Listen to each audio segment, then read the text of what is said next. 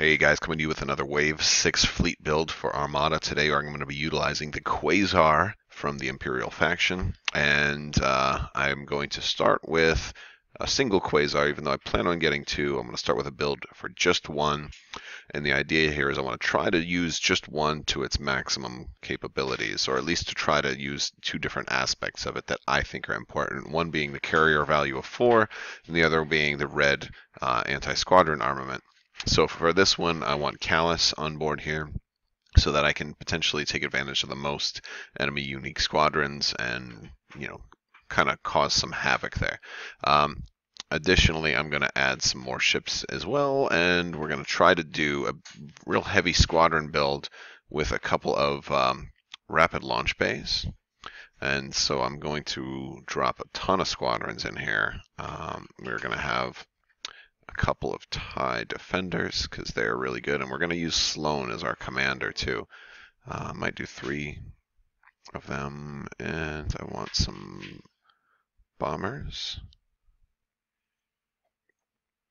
I don't remember. I think we're going to go like that. 4 of those, 2 bombers, some TIE fighters, and Hull Runner.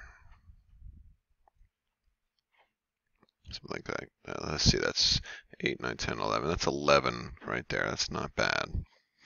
All right, so then we got to add some more ships. I wanted to actually go with another card that comes in this set and for Victory 2, and that is disposable capacitors. And it's really going to make the Victory 2 very, very nice. And then we're going to upgrade this thing a little bit more. We'll make it our command ship as well, and we'll put Sloane on board. So she's going to really help out. So any squadrons without rogue. So basically everybody we're activating here is going to get just a ton of effectiveness, and so that's going to be very, very nice. And now I've got 11 squadrons, and it looks right out here I can do 4, 5, 6, 7, 8, 9, 10, 11. So it looks like I have enough squadron commands to activate all 11 squadrons.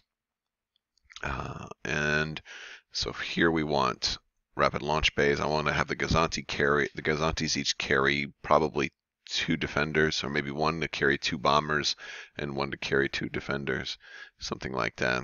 I guess, and the thing is, you decide at the beginning so I can see what the opponent has. If they have if they have no squadrons, then I can just let the bombers fly free, and then maybe drop the defenders, because they're just multi-purpose. I can drop them against their enemy squadrons if I need to, or something like that. And then so I can drop them wherever I want. I'm going to give each of them a flight commander. So this way they can do their squadron command after they move. And there we go. Let's give this one the Warlord title also, and Spinal Armament.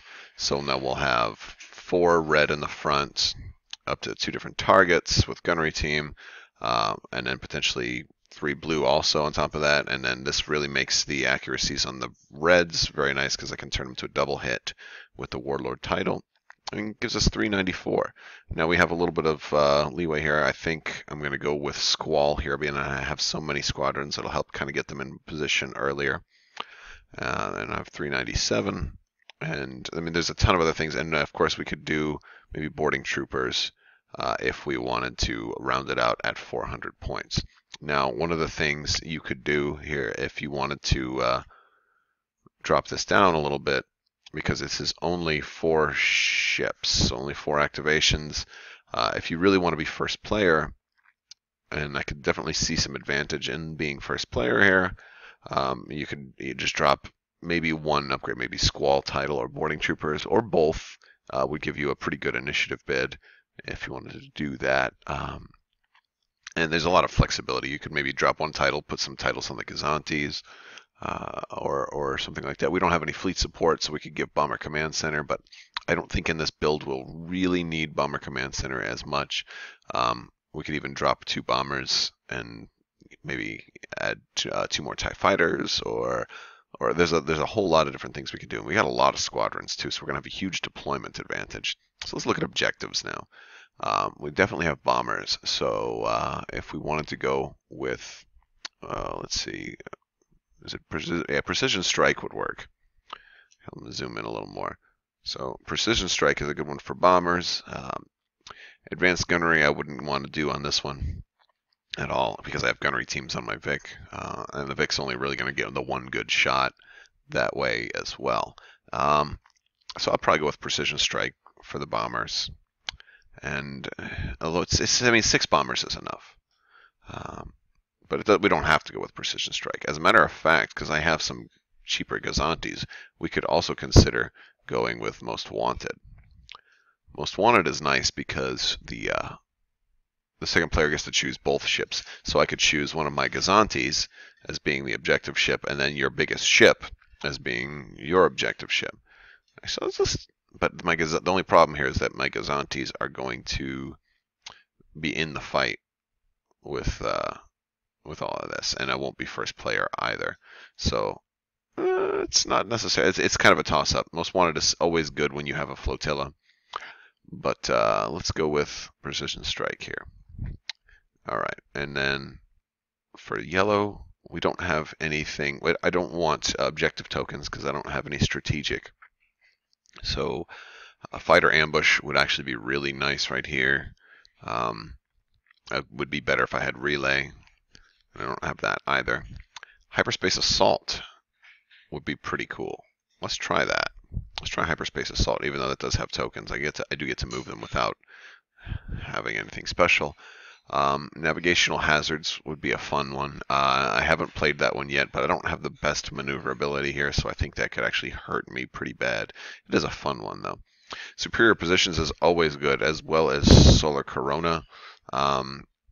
It's just because it gives you just a tremendous ability for deployment. However, in this case, because I have so many squadrons, I do have a good deployment advantage, so I don't think I really need these two. I'm a big fan of minefields, but I like it better if I have some strategic, at least one, so that, otherwise they'll get turned against me. And yeah, this used to be my go-to all the time, but now it's harder to do because of strategic. Salvage run is pretty good here. And with 2 Gazantes, I'd probably be able to get in there and pick up all of the objective tokens. So I think salvage run would be safe, even though I don't have. I like this one really. I used this one recently with a interdictor, and it was fantastic. But I don't have enough here for that. But let's put salvage run on there. Salvage run will be fun, especially if I can get you just to guarantee that you're going to come into the middle. It'll be pretty obvious based on setup where they're going to go if they decide to go with salvage run, if they're going to go into the middle or if they're going to try to go around the middle. The dust clouds will kind of help keep my Gazantes safe as they go in to try to collect the objective tokens. You can get an easy 80 points out of salvage run, so that's pretty nice. And if they do come in pretty quickly and early to try to get it, we can obliterate them with squadrons. So that's the plan.